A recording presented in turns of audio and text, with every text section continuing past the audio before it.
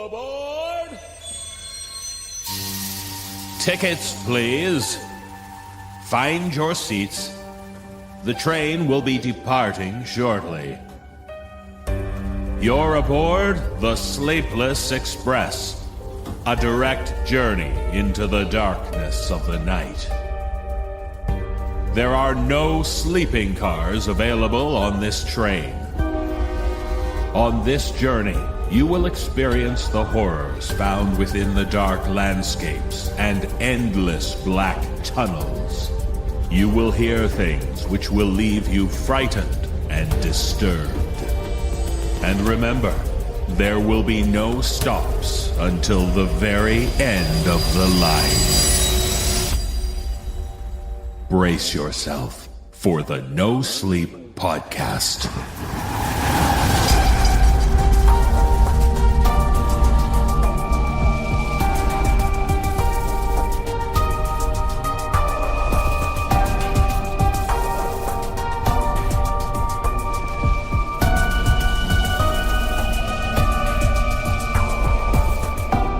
Welcome aboard the No Sleep Podcast. I'm your conductor, David Cummings.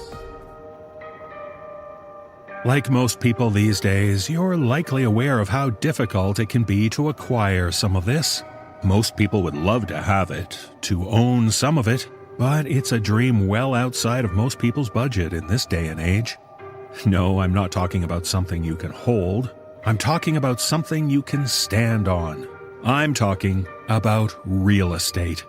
The chance to own some land and build a home upon it. That's an investment requiring more than just money. But since we're coming at this from a horror perspective, we know that homes and lands can be places where the darker forces are at play. So is that house you have your eye on really as perfect as the estate listing makes it seem? Do you know for sure if it's haunted or not? And what about the land? Did some unscrupulous builder put up a subdivision on old cemetery grounds without bothering to move the bodies? I've heard of that happening, you know. Well, in this episode, we learn of homes and huge tracts of land which might seem quite appealing until you look a little deeper into them before they look deeper into you. Yes, Dorothy may have been right. There's no place like home. Let's just hope it's only the people you want inhabiting it with you. And now, the train is ready to depart. Your journey into the darkness begins now.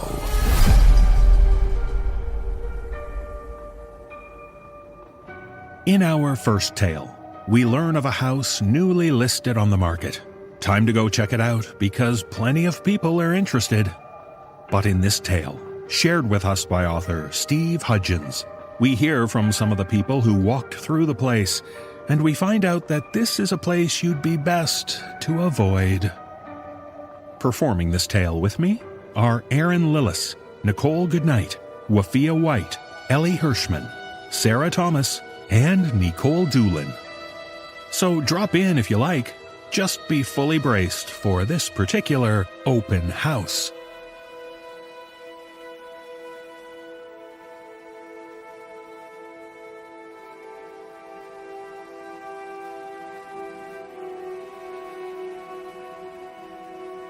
On September 9th, 1999, an open house took place for a property that had been vacant for 50 years. It was an East Lake Victorian-style house that was built in 1899. The original owner hung himself in the basement. Every owner of the house thereafter encountered a tragic event. Legend tells of the house being haunted and cursed. The house had recently undergone 3 years of renovations. Multiple people had died during those renovations. Townsfolk warned that they should not proceed with attempting to sell the house. The real estate agency did not heed those warnings. The following are stories from those who attended the open house.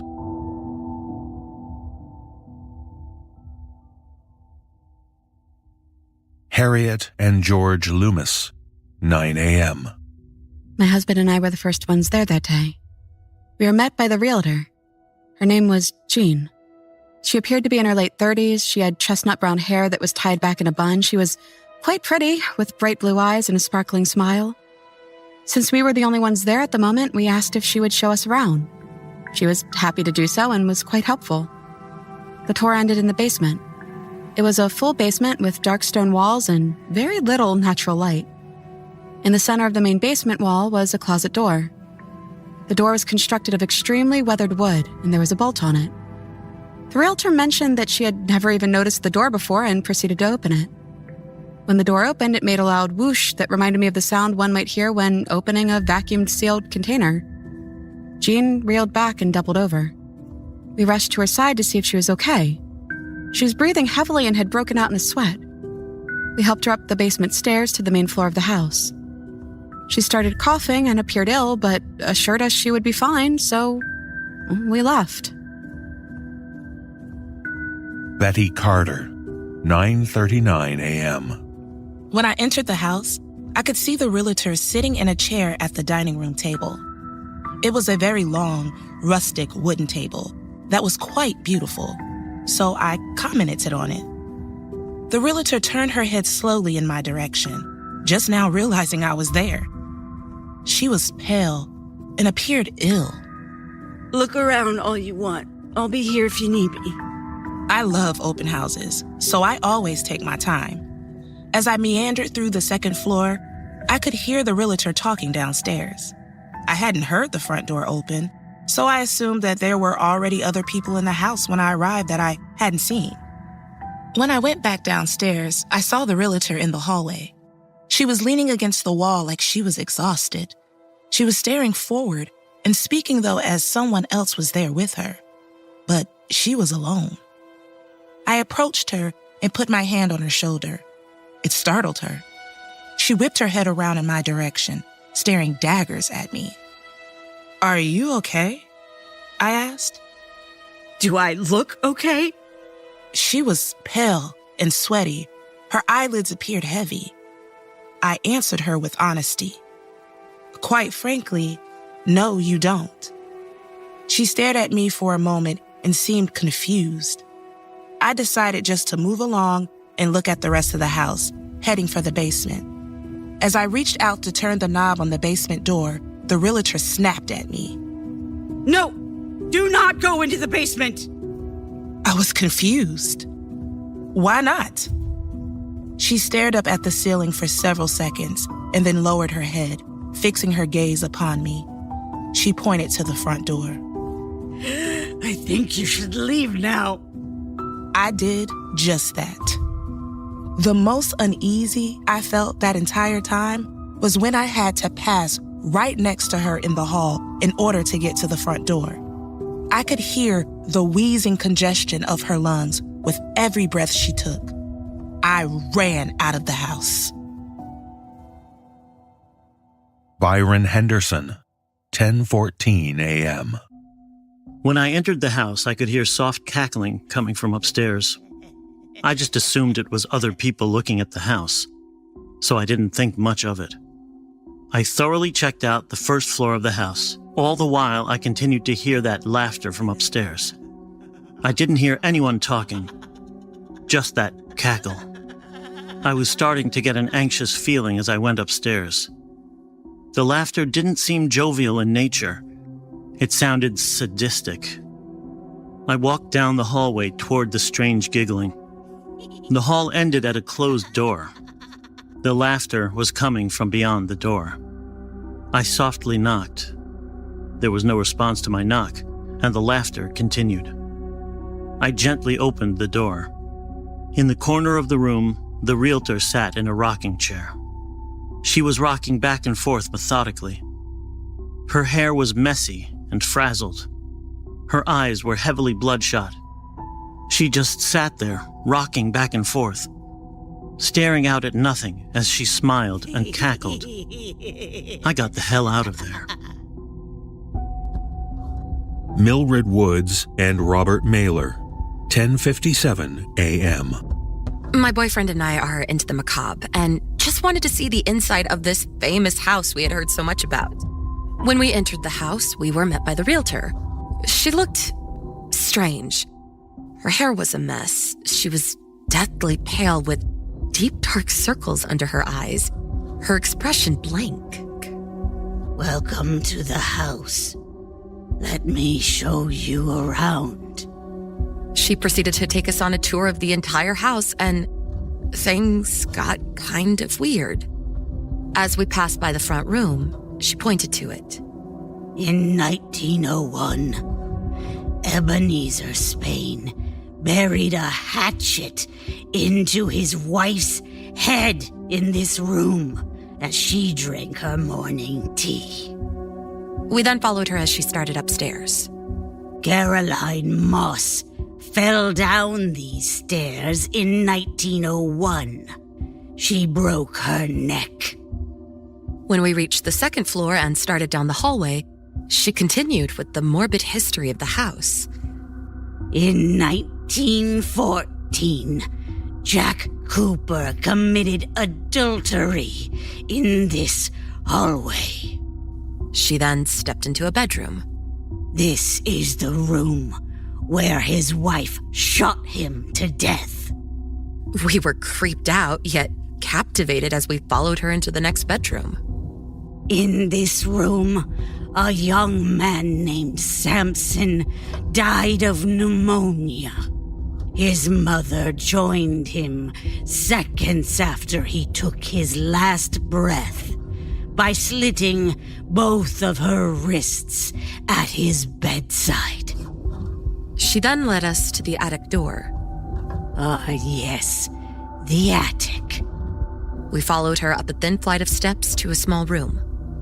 Zelda Cortland poisoned her twin daughters in this room and then burned herself alive in the bathtub.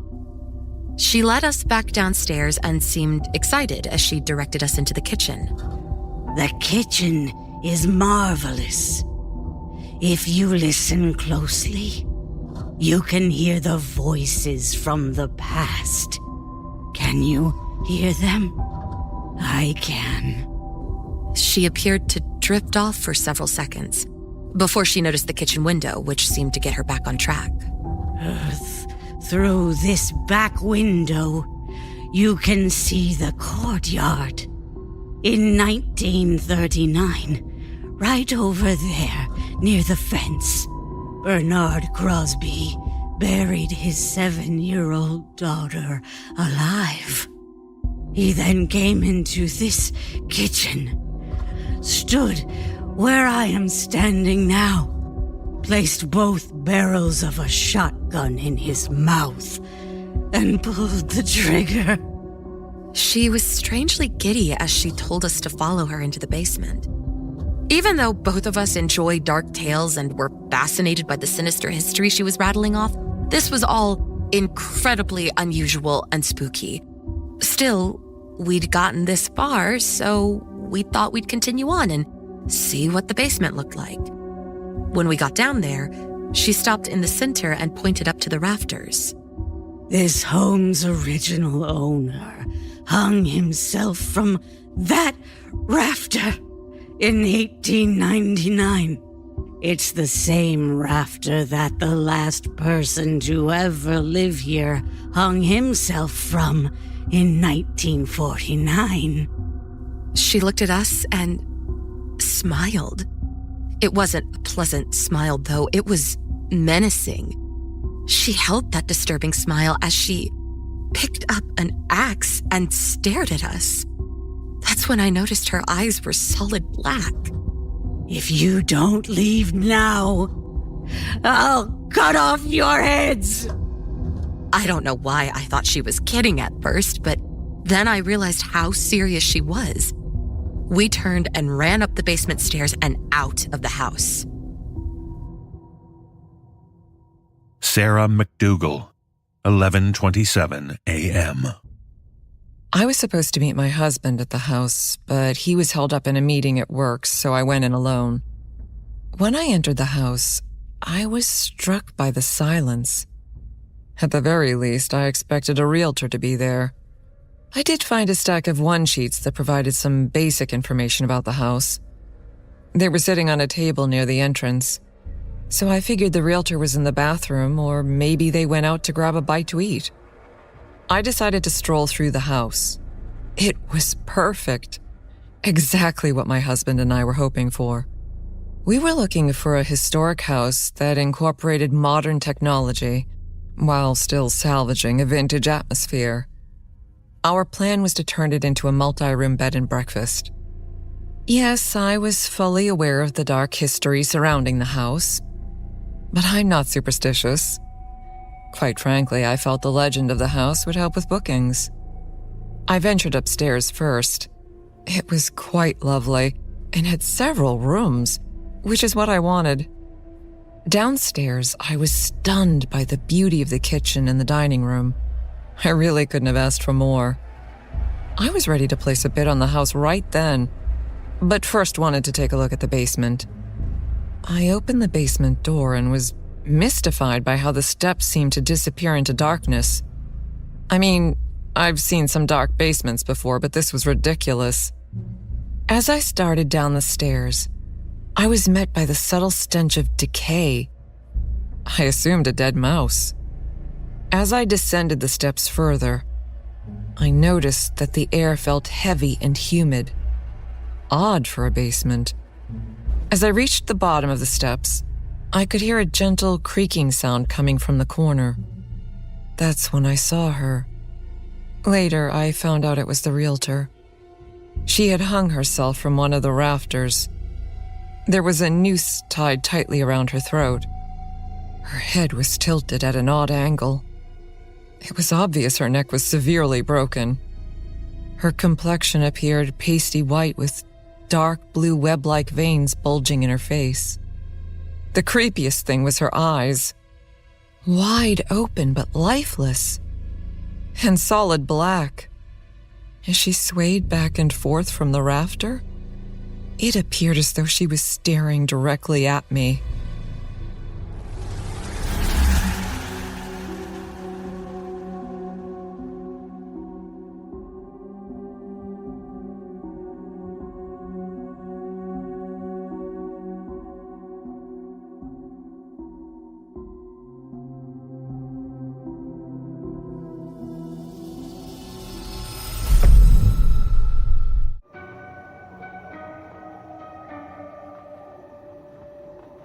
Have you ever heard about a national park where you can find some mysterious stairs in the woods?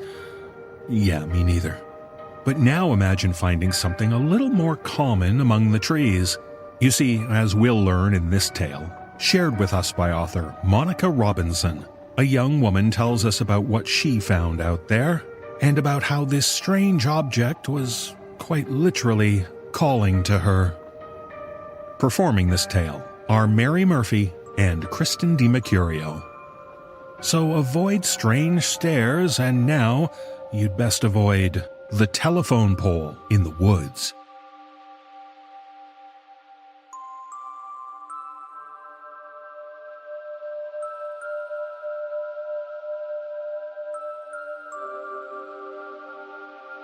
There is a telephone pole standing upright, lonely and forgotten between the trees. It is not unusual where I'm from to find strange things in the midst of tree-thick groves. There are those spare, rural parts of the Midwest, farm country, where junk cars rest in peace on grassy front lawns, and graying A-frame houses very seldom change hands, harboring the same families for many slow decades at a time. As a child, it was not uncommon for me to stumble upon rusted tools, hollow shells of station wagons, tires rotting into the leaf debris on the ground. My childhood home backed up to a densely wooded grove, and a 10-minute walk through this forest, across the creek that faded to a mere trickle in the heat of summer and flooded during the spring rains, put me at the edge of the sprawling backyard of my best friend. I was in the habit of trekking through my little forest to join her in recklessly piloting her cherry-red go-kart across the field behind her house, whipping around freshly mown corners with childish abandon, hair streaming out behind us as we drove. When the heat of summer simmered dangerously on the air, the humidity choking us without remorse, we set up a labyrinth of hoses and sprinklers and ran wild through their cold spray in halter tops and jean shorts. When it snowed heavily, schools closed for days on end because the plows would take their sweet time in reaching us. We threaded thick hemp rope through punctured holes in an old VW rabbit hood, and her father would pull us around the yard behind a modified tractor, reaching speeds the farmers in their frozen fields would forever envy. When the leaves fell, we raked the vast yard until our arms ached and leapt into the resulting piles, burying ourselves in the mold and rot that lingered there, though we did not know it yet. All of this is to say that I had crossed that familiar landscape hundreds, thousands of times before I stumbled across the telephone pole, the anomaly that stopped me in my tracks on the opposite side of the creek running high. It had never been there before, and part of me wondered if it would ever be there again either, if when I inevitably continued my journey through these familiar woods, I would not find it there when I next returned. It was a day like any other. Isn't that what they all say? The gentle breeze in the air spoke of spring's arrival, the fragrance of wildflowers lingering, dandelions, wild violets. A little bit younger and I would have stopped to pick them, to weave the stems into the braid I often wore down my back when my hair was longer and I was less sure of the world. A little bit older, and I might have pulled them from the ground for other reasons, gifts to whichever sweet-faced girl I was in love with that week. As I walked along the sunken trail running parallel to the creek bank, abandoned structures, car shells, half walls pressed deep in the ground, sinking deeper every year with the rains, all loomed at my back like distant shadows. I could feel them even when I turned my head, even as the sun beat down against the tree canopy. They lingered like living things, and suddenly, my chest was heavy with a strange feeling of loss and wonder intermingled. I saw it then, half obscured between the branches, reaching for a sky that had shifted from sun-swept to a pale, still gray, one that I recognized as the stirrings of a spring storm. The telephone pole stood unmoving, eerie, shadowed in a place that it should not have been, that it had certainly never been before. I crept closer, sneaking up on the spindly structure, though I did not know why. As I reached the base, where the thing shot up from the ground like a particularly unruly weed, I could see that the wire still ran from the pole, a black, snaking relic that extended sharply downward and across the rocky path, tangled in the branches, and pressed itself deeply into the hillside opposite. What I could not see, what I merely imagined with vivid clarity, was a snake-like black wire running inside of the hill, through the worms, detritus, and dirt, to connect to an old rotary dial phone on the other side, hidden in a nearly impossible-to-reach hollow. Nearly. I was struck by the lucidity of this imagining, the vision which made me so sure that should I cross over the hill that harbored the telephone wire, I would find that very phone sitting in wait, as if placed there just for me. Without hesitation, as if within a trance, I climbed to the crest of the small hill and looked down into the hollow below. The trees twisted around it at odd angles, obscuring the entirety of the surface, making it difficult to see where I would land if I should jump down. It was barely a contemplation, despite the unknowing, despite the shadows that twisted unnaturally, obscured unnaturally, hid corners that reasonably should not have been hidden. I dropped down into the hollow, landing oddly on one ankle, but ultimately finding solid footing, wincing a bit as I did. Beneath the twist of a tree, wrapped in the giant, ancient arms of a root stretching out of the ground and into the gray air, there was a rotary dial phone sitting atop a felled log. For a moment, I simply stood there and stared at the phone, feeling for all the world as if it were staring back at me with impermeable, all-knowing eyes, as cold and as dark as its black surface. There was a number on the phone, worn away by time and the elements, but still faintly visible on cream paper beneath plastic, mounted at the phone's man-made heart. The cord was frayed. The buttons faded, though these looked more like the product of time than any intervention, human or not. The forest was brimming with squirrels, birds, rabbits, deer, especially at the height of spring. But the phone was given a wide berth by those creatures that call the forest home, and it seemed to lay entirely untouched in its hollow. Staring intently at this anomaly, unsure of what to do next, unsure of how to navigate the sinking feeling in the pit of my stomach, I was startled by a loud, jarring ring. What else would you expect a phone to do, I suppose? And yet, it was so out of place, so unexpected that I tripped and stumbled backwards, out of fear or shock or something else. I was not sure. The ring sliced through the forest quiet sounds of creek rushings and bird songs and other small noises, demanded to be paid attention to.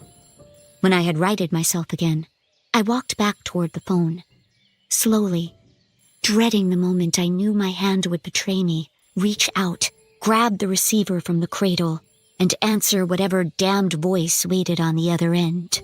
It was as if I no longer had any control over my own movements, my thoughts a dull panic that did not override the ringing phone's created urgency.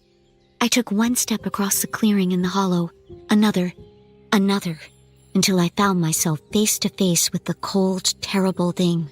Why it was terrible I could not yet say, but I felt sure in my anticipation, my assumption. When I touched the phone, it was, to my surprise, sun-warm on my skin. I was the ice-cold figure in this situation, shivering, goosebumps running down my spine. I lifted the receiver, heavier than I thought it might be, and pressed it to my ear. The contrast of hot and cold as unsettling as anything else that had happened yet. My mouth was dry, and it took me a few seconds before I could find it in myself to say anything out loud at all. "Hello?" Static crackled through the mouthpiece, not surprising given the age of the phone in question, but it still made me jump backwards again, tilting the body of the phone askew. Through the static, I could hear a faint, faraway voice, one that seemed familiar, though I couldn't place it right away, as obscured as it was. The static crackled again, and the voice became clearer, almost as if it had gotten closer to me somehow. Jess, it's dinner time. Where are you? My mom. Her voice was as clear now as if she were standing right next to me, so clear that I spun around rapidly looking for her, expecting her to have followed me there, for her to explain the choke. There was no one. "Mom?" My voice sounded muffled to my ears as though I were underwater. The sun is down, honey. You need to head home. I cut myself off, realizing suddenly that whatever voice was on the other end of that phone, was right. The sun had set, and the forest had grown dark around me, drowning the trees in a thick layer of murky, moonless light. Hidden in that hollow, it was even darker. I could no longer see the phone in front of me, or the log that it sat on, much less anything beyond that. The sound of wings flapping echoed overhead, rustles in and out of the canopy, normal forest sounds that had become eerie in the wake of that unexpected darkness. Come home, Jess.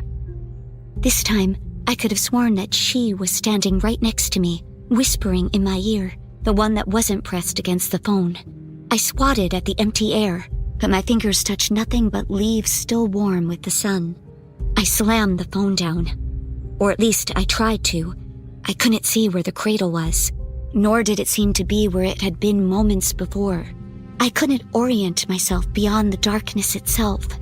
My inner compass was failing to navigate these woods I thought I had known so well. There were no stars overhead, or at least the trees obscured any trace of them, and I felt unmoored, utterly trapped in that lightless pit. From the phone, wherever it lay now, lines still open. I could hear a muffled voice screaming my name. Panic sat heavy in my chest, and without thinking, I screamed for my mom. The shriek that wrenched itself from my throat was a terrible noise, not one I thought I was capable of making. At once, I realized how quiet it had been before I screamed, and how much more silent it seemed after I did, as though everything had stopped to listen to me. I don't think I need to tell you how uneasy of a sensation this was, to feel watched, trapped, surrounded by impermeable darkness. Have you ever spent a night in the country? The darkness that you can find there far surpasses any other kind of darkness. There is no light pollution, and often no lights at all. Porch lights go out after 9, and there are no street lamps, even in the small, clustered neighborhoods that are dotted throughout. Cars are few and far between on the pitted black roads, and headlights are sparse. There's a different kind of blackness here, one that engulfs you as you stand a small human thing in the middle of the vast open spaces, dark fields, rolling hills. Sound carries too. Coyote howls echo for miles. The crickets chirp, cicadas buzz, frogs sing in the shallow creek beds. On the rare occasion that an ambulance or a fire truck drives by, the sirens linger long after the vehicle has passed. Every so often, an owl takes up residence in one of the tallest, oldest trees and sings softly into the wind. During harvest season, the wind sings through the corn stalks, too. The thing about corn stalks is that they're almost like a blockade for sound and sight. 3 rows in and you can no longer see the road. Your sense of direction becomes skewed, and you cease to hear any external sound. Nothing but the panting of your breath, the rapid beating of your heart, and the wind with its eerie, unending song. The corn rustles, and you are never sure if it is some unwieldy, unworldly thing, or just your imagination, a fact of nature gotten out of hand. But I'm getting off track here. I just want to emphasize, for those of you unfamiliar with these strange rural spaces, that they are uniquely dark and seldom quiet. And when they are quiet, it is often because they are isolated and prone to being the sites of strange folklore, stranger creatures. These thoughts were all running through my head in a jumbled array as I stood there, listening to the unnatural silence that followed my regrettable scream, shrouded in a darkness that was unnatural, even for me. It's getting late. I screamed again. I could hardly help it. The voice from the phone had migrated from its muffled prison, and those words had come from somewhere to the opposite side of me, spoken in the flesh, or at least what I truly hoped was flesh at all. I could hear a faint, humming, droning noise beneath the words, breaths heavy behind my left shoulder, something large and lingering against my back. Frozen, I waited, barely breathed, didn't blink, moving as little as I possibly could. Jess, did you hear me? It was my mother's voice, and it wasn't. I knew this partially because the figure behind me, at least judging from where the voice was coming from, was quite a bit taller than my mother, quite a bit taller than anyone I knew, anyone or anything remotely human. 9, 10 feet maybe, if I had to hazard a guess. But guessing was the last thing on my mind right then. I willed myself to become a statue, unmoving though fear carved a cold knife down my spine. I could hear then the uneasy creak of limbs bowing like tree branches in the wind, as a figure crouched down to level itself at my height. Its breath was hot against my cheek, reeking of flesh rot, and beneath that, the faint, woodsy scent of bonfire smoke, burnt cinnamon, and the metallic iron twang of blood. Still, I did not move, though whether it was because I was smart or simply because I was paralyzed with fear, I did not know. The thing dragged one pointed claw down the side of my cheek, nearly a caress, but with a threat heavy behind it. Are you listening to me? The words were more hiss than human. I knew that I could not run. that I had no chance to escape the hollow without light, and a better chance of simply being attacked by whatever creature was currently sending my teeth rattling in my skull. Shocked still, I strained for some sound, some salvation, and discovered both in the droning dial tone of the phone, still presumably hanging by its curled cord, cradle empty. I counted 20 excruciating seconds before I could dare myself to move, and when I did, it was in a flurry, all at once, limbs flailing gracelessly as I dove for the phone, or at least where I hoped it might be. As I leapt, I could feel the figure follow me, grabbing my legs as we both fell into the brush. A warped, staticky version of my mother's voice came from somewhere behind me. Words garbled and unintelligible, from the creature, I assumed, but I was certainly in no position to find out. I fought to free my legs from the clawed grasp, wrestling the creature through the leaves, and as I did, I felt the free-hanging phone receiver hit against my forehead. I grasped at the air, reaching desperately for the receiver, even as the creature sunk its nails into the skin of my legs, drawing blood. When I finally grabbed hold of it, the sun warmth of it had not faded and felt nearly red-hot now against my skin, but I did not let go. With the receiver burning my palm, my desperate shrieks echoing as I fought the creature's painful grasp, growing stronger the harder I wrestled. The remains of other mother's voice turned into deep, primal screams that compelled me to clap my hands over my ears. But I resisted with teeth gritted and eyes wide open, seeking through the blackness for the empty phone cradle that I knew must be mere inches from my face. The screams grew louder as I freed my other hand from where it was pinned beneath my stomach and began waving it desperately out in front of me, praying I would hit plastic beneath it. I could feel the blood dripping from the open wounds on my calves, the creature's grasp tightening around me as I kicked and flailed and stretched just a bit further, just a bit longer for the empty phone cradle. And then my fingers hit what I knew to be a faded button with far more force than I had meant, but I hardly cared. I didn't even know if this would work, but it had to, or I was out of options, and was most likely seconds away from being mauled by a towering forest demon with my mother's stolen voice. I felt around for the cradle, fingers bumping against sharp edges, and when I had parsed out the shape of the phone where it had landed, presumably in the scuffle, on the fallen, leaf-littered ground, I slammed the receiver down.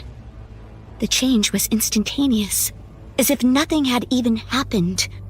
The creature was gone, the daylight returning as if someone had flipped heaven's light switch, the secluded hollow empty again, the phone sitting innocently on the ground. No dial tone, no humming, nothing save the blood running down my bare calves to indicate that anything had ever been wrong at all. Once I realized I was safe, or at least free, I scrambled to my feet and darted upwards, climbing clumsily out of the hollow and into the clearing again, and then sprinting all of the way home. When I slammed the door open, my mother scolded me for making so much noise and mistreating the house that I didn't pay for. And it was so usual, so expected, that I knew it was really her. She didn't seem to see the blood, the scratches or scrapes. And so I went upstairs, cleaned myself off, and it was never mentioned again. For the most part, at least. I didn't dare tell it as a campfire story, a sleepover tale, a confession to my mother after yet another nightmare.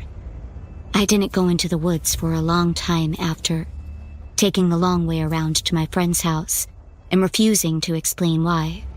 But when I finally braved the open, spindly arms of the tree-filled haunt, I found no trace of the telephone pole, or the hollow, or the phone itself. I didn't think that I would. Sometimes I dream of static, and when I am particularly tired, listening to conversations buzz on around me, they begin to sound like the droning of a dial tone, until I focus my attention again, and their voices return to normal cadences, spelling out recognizable words. Often, I catch my mother staring at me strangely, or sometimes staring off into space. When I ask her about it, she tells me she's just listening. I wonder if I am paranoid, or if the world around me has changed ever so slightly. Sometimes I wonder if I returned to the right world after all. If my voice has not yet faded to static yet, as it is apt to do, I hope I can leave you with a warning. I hope you will heed it, though I know that I, before the phone, was not apt to follow good advice either. If you should see a telephone pole in the middle of the woods, do not follow its snaking black wire into the hillside. Do not jump down into the hollow over the crest of the hill. And do not, whatever you do, answer the phone when it rings. Because it will. And you will be faced with a decision. I hope you can learn from my mistakes.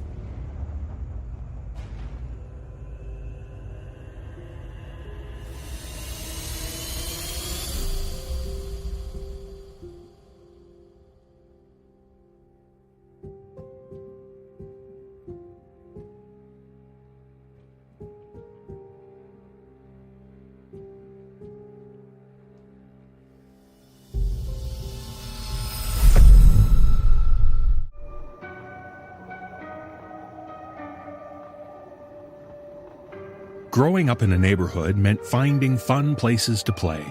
And if you needed some space for sports, there was no better place than an empty lot among the homes. And in this tale, shared with us by author Warren Benedetto, we find that Jack and his buddies are ready to play some wiffle ball in that empty lot, if they could just figure out where that huge puddle right in the middle of it came from. Performing this tale are Mike Delgadio, Dan Zapula, Kyle Akers, and Alante Baraket. So remember, childhood friends, fondly. As we grow, we learn that there can be many deaths before dying.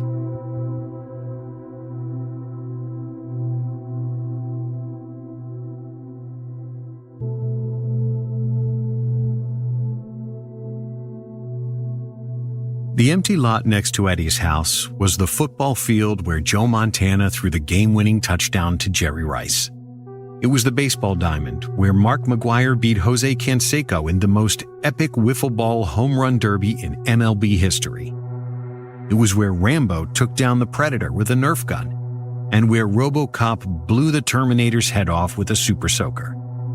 It was my favorite place to hang out with my 3 best friends. And it was the last place I saw them alive. The 4 of us had known each other since we were toddlers. We lived in the same neighborhood, went to the same schools, and played on the same Little League teams. Eddie's house was our main hangout spot, partially because of the empty lot next door, but also because his mom kept the best assortment of tasty cakes stocked in the pantry. Even better, his house had a big finished basement with a ping pong table and a Nintendo with its own dedicated TV. He had all the best games, too. Mike Tyson's Punch-Out, Metroid, Double Dragon, Contra. He even had The Legend of Zelda, the one with the shiny gold cartridge that I coveted so much. The lot was nothing special. But that's also what made it so special. It could be anything we wanted. A sports field, a war zone, an alien planet, or whatever else our imaginations could conjure. Some of my earliest, fondest memories were of the 4 of us running around in that lot, having squirt gun battles in the summer and snowball fights in the winter, then retreating to Eddie's house for Elio's pizza and Fanta orange soda. The lot was mostly dirt, about the shape of a football field, with a row of dark green hedges separating it from the neighbor's yard. The ground turned into a mud pit when it rained, but it hadn't rained for weeks. That's why we were so confused about the enormous puddle that had appeared there overnight. There were no sprinklers, fire hydrants, or water mains nearby. The nearest hose was coiled up way over by Eddie's front porch, and it was nowhere near long enough to create a puddle in that part of the lot. And yet, inexplicably, there it was. A perfectly round circle of water, maybe 15 feet across, with a mirror-like sheen that reflected the cloudless sky overhead. Marco turned to Eddie. You're telling me you have no idea where it came from? Dude, I swear. Eddie held up his fingers in a scout's honor gesture. Jack, tell him. I nodded. Yep, we were inside all night. The previous evening, the four of us had been out in the lot until well after sunset, tossing the baseball around while listening to my Def Leppard cassettes on Eddie's boombox. We only stopped once it was too dark to see the ball anymore. Marco and Sam went home, but I spent the night at Eddie's, watching Indiana Jones movies on his VCR until like 2 a.m. We were together the whole time. This sucks. Now what do we do? The plan had been for us to play wiffle ball all afternoon, but the puddle was directly in the middle of our infield, in the exact spot where the pitcher's mound was supposed to be. It was so big that it even encroached on the baselines we had scratched into the dirt with the heels of our sneakers the day before. We could run around it. Or through it. We'll just take our shoes off. I peered at the puddle, trying to examine it from different angles. I don't know, guys. Looks pretty deep. There was something about the thing that just felt off to me. The puddles in the lot were usually muddy and brown. The water in this one was perfectly reflective and oddly still, with a surface unbroken by mosquitoes or water striders. That was unusual. Any standing water in our area was usually a breeding ground for insects. But not this one. It was like someone had left a giant, compact disc in the middle of the dirt, shiny side up. It can't be that deep. It's a puddle, not a lake. Why is it so shiny then? Don't ask me. Ask Mr. Wizard. Marco pointed at Sam. Sam was the resident genius of our friend group. While Marco, Eddie, and I spent most of our free time playing video games, Sam preferred hacking into government computer systems using his dad's dial-up modem. He couldn't actually hack in. He had no idea what he was doing. But that didn't stop him from running up exorbitant long-distance phone bills while he tried. His favorite movies were war games and the Manhattan Project. He was a real, let's steal plutonium and make a nuclear bomb for the science fair kind of kid. Hold this. Sam handed me the yellow plastic wiffle ball bat he was carrying, then squatted next to the puddle to get a closer look. You sure it's even water? What else could it be? Sam sniffed the air, then wrinkled his nose. Not sure. It smells like... Your asshole. You would know. Sam wasn't wrong about the stench. I couldn't vouch for whether it smelled like his asshole or not, but it didn't smell like water. It had a noxious odor. It reminded me of Mr. Birnbaum's chemistry lab, a mix of sulfur, ammonia, and something else, something sour. Sam tapped his finger on his lips thoughtfully. Maybe it's mercury. Like from a thermometer? Where the hell would that come from? A meteor. I'm pretty sure we would have heard a meteor hitting the ground next to my house, Sam. Hey. Marco pointed at the wiffle ball I held in my hand. Let me borrow that for a sec. No. Why? Just give it. Marco tried to snatch the ball away from me, but I dodged out of the way. Instead of reaching for the ball again, he feigned a blow to my groin. The kid was a notorious nut flicker. I immediately reacted, dropping the wiffle ball and lowering my hands to protect my crotch. Lucky for my testicles, it was just a ruse, but it had achieved the intended result. Marco snatched the ball off the ground and tossed it into the water. It landed right in the middle of the puddle. There was no splash, no ripple. It didn't bob or bounce. It hit the surface of the puddle and just stopped. It was like someone had pressed pause on the VCR at the exact moment the ball had touched the water.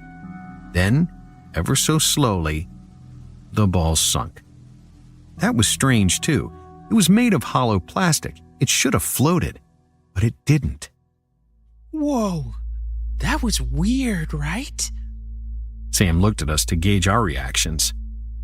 It's like it's some kind of non-Newtonian fluid. Marco nodded thoughtfully.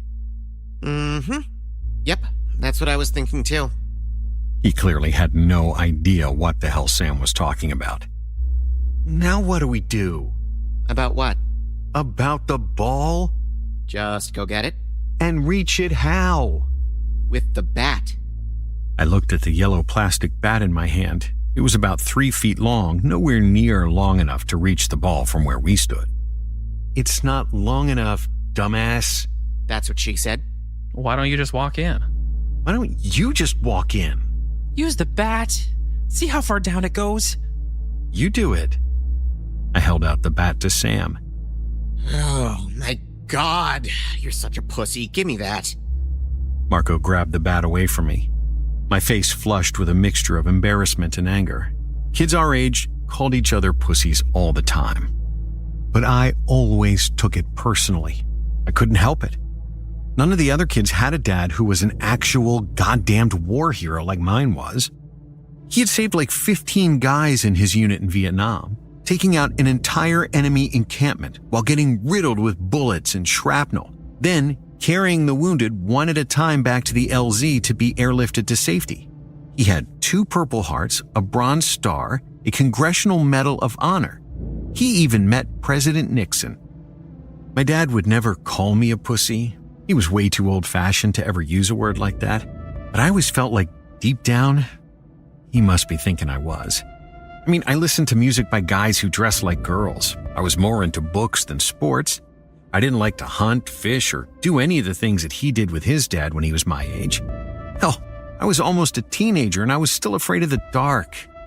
I would never be half the man he was. And I knew it. I think he did too. Marco plunged the bat into the puddle to test the depth, sinking it as far as he could without getting wet. Damn, that's actually really deep. I can't even feel the bottom.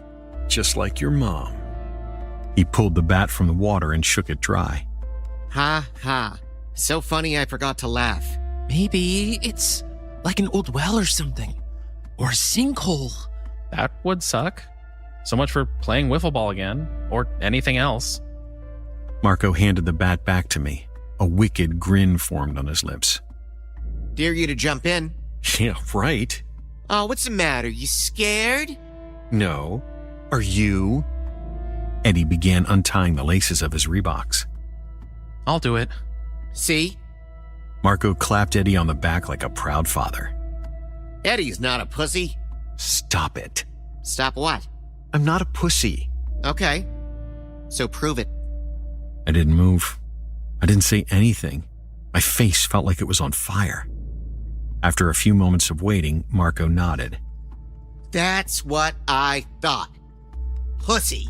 Pussy, pussy, pussy, pussy, pussy. Fuck you. I started to lunge at him, but Sam stepped between us and put a hand on my chest. Chill out, Jack. He's just kidding.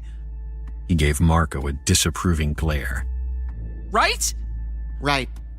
His tone was unconvincing. While Marco and I were busy arguing, Eddie kicked away his sneakers and peeled off his socks, shorts, and t-shirt. He stood there, in his tidy whities, swinging his skinny arms as if loosening his shoulders for a swim. Who else is with me? Nobody else volunteered. He shot us a smug grin. All right then. See you later, pussies. He took off in a sprint toward the puddle and launched himself into the air, drawing his knees up to his chest for a full cannonball. Cowabunga! I spun away and shielded my face in anticipation of a soaking splash of water. Marco and Sam did the same. But no splash came. Instead, there was a sharp slapping noise, the sound of an epic belly flop from a diving board. I turned back to the puddle to see Eddie sprawled on top of the water, staring at the sky with a shocked, pained expression on his face. It was like the water had turned to solid jello when he hit it. Then, just like the wiffle ball, he began to sink. His arms flailed as the seemingly solid surface suddenly liquefied underneath him. An abbreviated scream escaped his lips before it was cut off by the water flooding his mouth. And then he was gone. Holy shit! That was epic! Sam bent closer to the puddle, trying to see past the reflective surface. He looked up at us, his brow furrowed with concern. Think he's okay? Oh, relax, he'll come back up. We waited for what was probably 10 seconds, but it felt like forever. Finally, I broke the silence. He's not. My voice caught in my throat. I swallowed hard, then continued. He's not coming up. He will. Eddie, come on, man. Quit screwing around. He laughed again, but I could hear panic fraying his voice. Sam snatched the bat away from me and thrust it into the puddle. Eddie, grab on! He moved it around, trying to find Eddie's grip. Come on, dude, grab the bat! Do you feel anything? My heart was pounding in my chest. I had a very bad feeling about what was happening. Sam plunged the bat even deeper, submerging his arm up to the shoulder. Nothing! He's not! Suddenly, Sam was jerked violently forward, plunging face first into the puddle. His legs kicked wildly at the dirt as he was dragged into the water. Despite his struggling, there was no splashing, no splattering. It happened silently and smoothly, as if he had slipped into a pool of shadow. The puddle barely even rippled. Marco stared at the spot where Sam had just been. Guys? His previous bravado had evaporated. He sounded scared. Guys, come on. We need to get help. But I didn't move. I felt rooted in place, as if my feet had bonded to the earth's crust. I was frozen, utterly paralyzed with fear. Sam hadn't just fallen into the puddle. He had been pulled. By what, though? The only thing I could think of was an alligator. But were there alligators in our part of New Jersey? And even if there were, how had they gotten into the puddle? And where had the puddle come from in the first place? And why was the water so deep and so weird? None of it made any sense. Shit, what do we do? I didn't respond. What do we do? When I still didn't answer, he looked back at Eddie's house, searching for some sort of solution. His eyes lit up. The hose! Let's go, give me some help! He pulled me by the arm, finally breaking me from my trance. I ran after him as he sprinted across Eddie's yard to where a long green garden hose was coiled up beside the front porch. Pick it up! I began gathering heavy loops in my arms as Marco unscrewed the hose from the pipe. Once it was free, we carried the messy tangle of rubber over to the puddle. Marco sat on the ground and began wrapping one end of the hose around his ankle. What are you going to do? I'm going in. He twisted the hose into a knot and pulled it tight. No! I felt tears welling up in my eyes. You can't! You want them to drown? No, but... Then help me! He limped to the edge of the puddle, dragging the heavy rubber hose behind him. Count to 20. If I don't come up by then, pull me out. Before I could protest any further, he took a deep breath and stepped into the water. He dropped like a lead weight, instantly vanishing under the mirrored surface. Oh my God. Oh, fuck. I let the hose play through my hands as it uncoiled, ready to pull Marco out as soon as 20 seconds had elapsed. I counted as fast as I could. 1 Mississippi, 2 Mississippi, 3 Mississippi. The hose began to slip through my fingers faster and faster and faster. My skin burned from the friction of the rubber zipping across my palms. It seemed impossible that the puddle could be deep enough to consume dozens of feet of hose. But it was. Marco! I tried to close my hands around the hose, but I was almost jerked off my feet by the force of whatever was pulling it. I had to let go, or risk getting yanked into the puddle myself. Just as the final coils of the hose unfolded, whatever had grabbed it, had grabbed Marco, stopped. I tentatively gripped the hose and hauled it hand over hand out of the water. It came out easily. Too easily. After about a dozen feet, the end emerged. It was cleanly severed. Marco? The tears in my eyes spilled over. The hose slipped from my fingers and fell to the ground. The severed end flopped into the puddle. There was no splash. A quick flash of movement in the water made my heart trip in my chest. I felt a swell of hope at the possibility that my friends were surfacing from the depths, followed by a surge of unspeakable horror at what I saw instead. It was something so alien, so incomprehensible, so other, that I struggle to describe it in terms anyone can understand. It reminded me of the hind leg of a grasshopper, long, skinny, barbed, jointed, but twice as long as my arm and made of something that looked like black glass. At the end was a churning cluster of smaller appendages that moved like mouth parts of a crab. They had the ghostly translucency of white quartz crystals, but they were as dexterous and multi-jointed as my own fingers. The nightmare limb breached the surface of the puddle and extended in my direction. I stumbled backwards, tripping over my own feet and falling on my back. 2 more identical limbs emerged beside the first. They pressed into the ground by my feet as the creature began to lift itself out of the puddle. With a desperate cry, I drove my heels into the dirt, propelling myself away from the water as fast as I could. Then I rolled over, scrambled to my feet, and ran.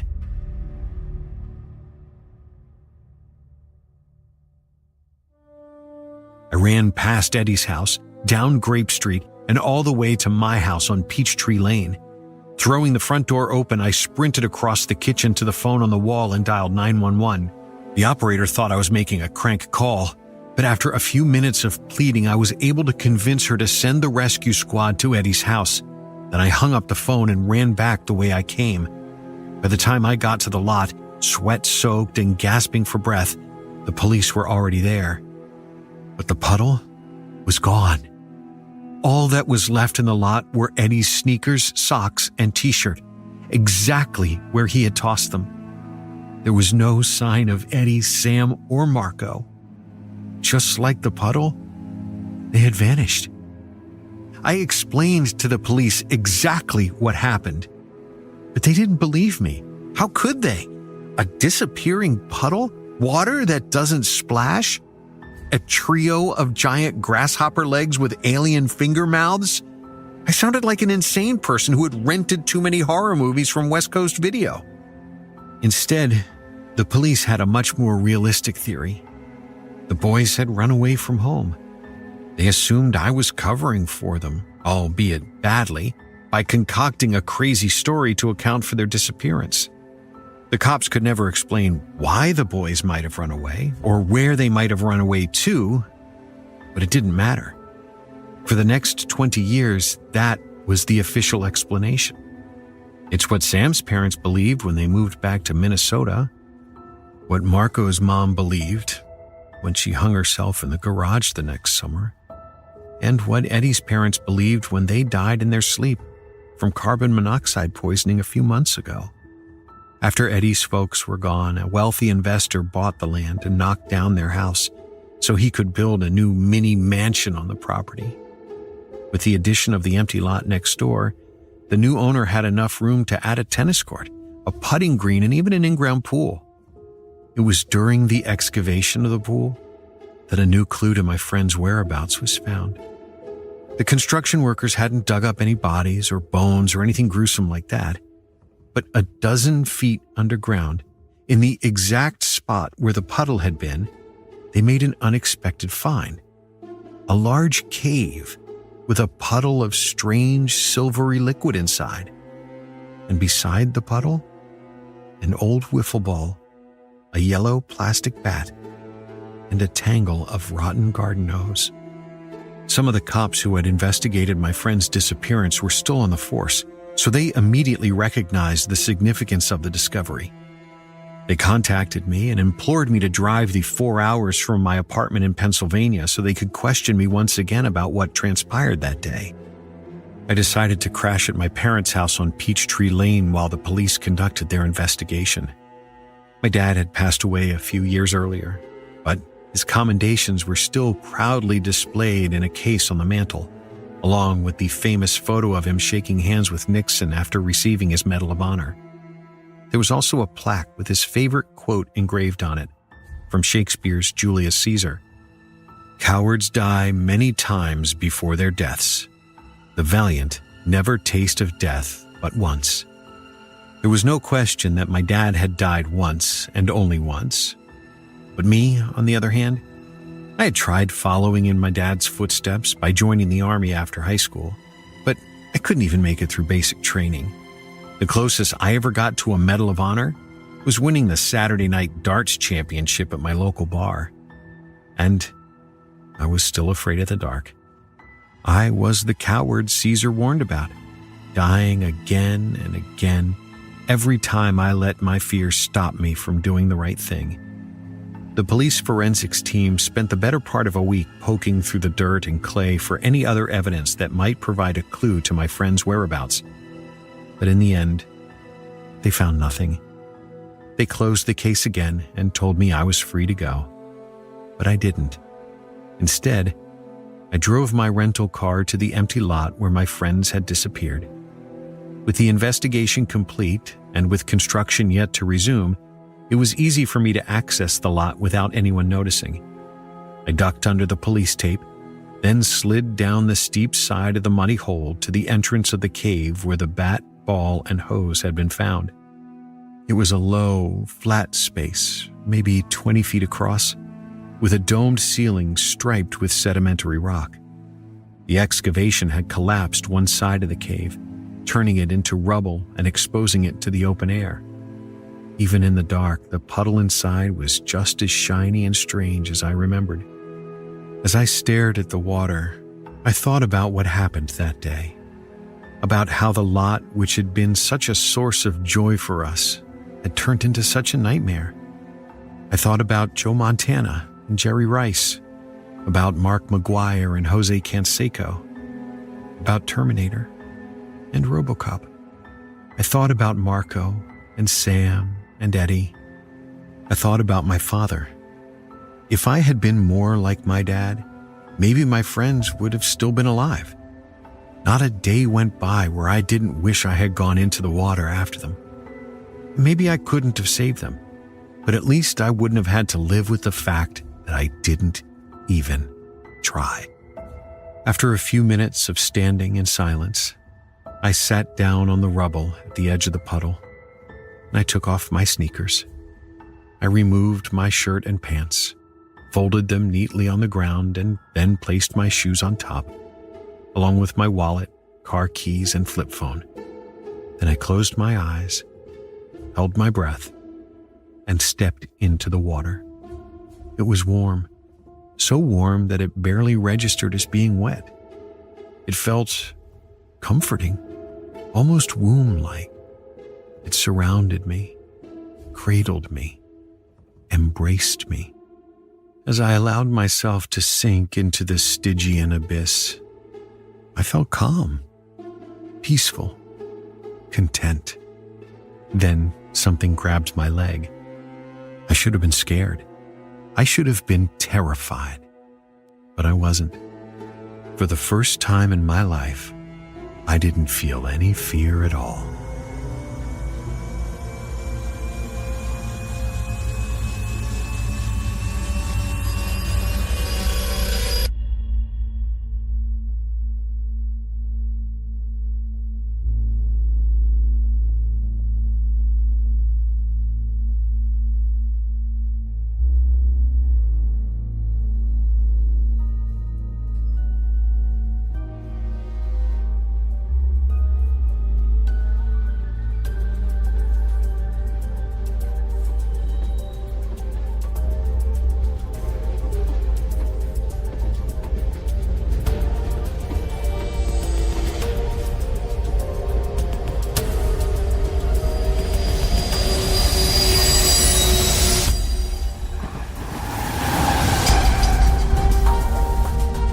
As the train pulls into the terminal, we ask that you gather what's left of your sanity and depart the train.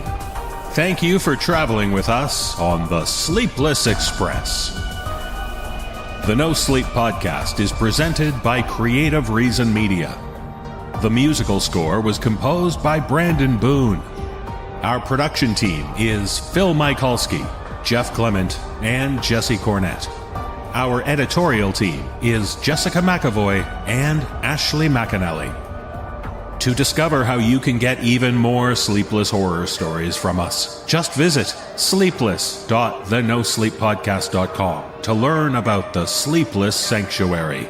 Ad-free, extended episodes each week, and lots of bonus content for the dark hours, all for only one low monthly price. On behalf of everyone at the No Sleep Podcast, we thank you for traveling the rails with us for our 21st season. This audio program is copyright 2024 by Creative Reason Media, Inc., all rights reserved. The copyrights for each story are held by the respective authors. No duplication or reproduction of this audio program is permitted without the written consent of Creative Reason Media, Inc.